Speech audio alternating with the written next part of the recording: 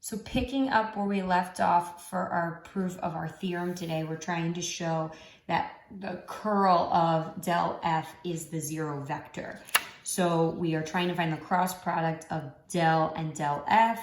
We wrote out all of our components, we did all of our diagonals, and we came to this conclusion here. So I'm just going to put that together into the vector to see what it's looking like. So here's my vector. So in the I direction, so I have minus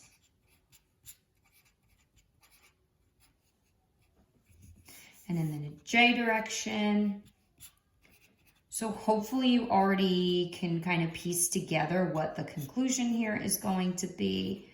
Remember, as long as the partials are continuous, which that was part of my theorem, was that they had to be, then it shouldn't matter the order in which I take my partials, whether I do del z, del x, or del x, del z. That shouldn't affect my result.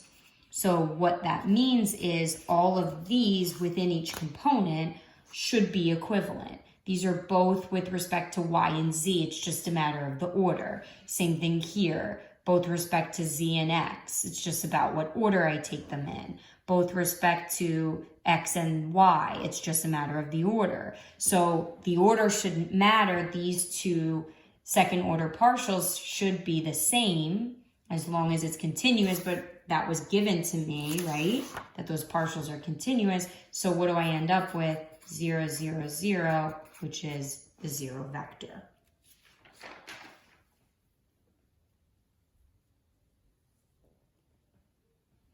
So what I can kind of conclude here now, hopefully, again, you're starting to put some pieces together, and hopefully you've made a connection here. We've talked a lot in the last couple sections about vector fields and whether or not they're conservative, right? So if F is conservative,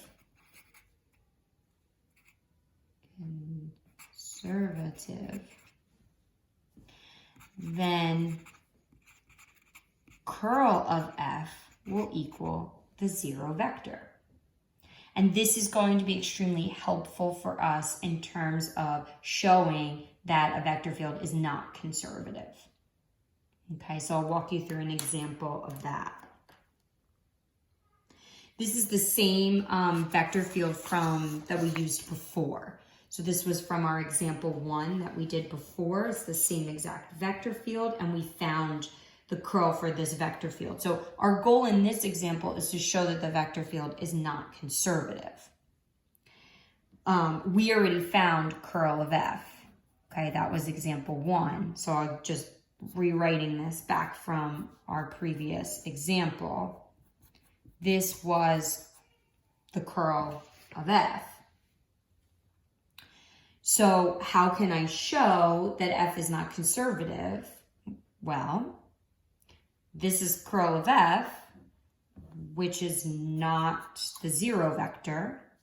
Therefore, F is not conservative. You want to be careful because the converse of this doesn't hold true all the time. Okay, so you just want to be cautious about the order in which you're applying this thought process. But tomorrow we're going to pick up with a theorem, and that'll put into place the order that we'll be thinking about it in.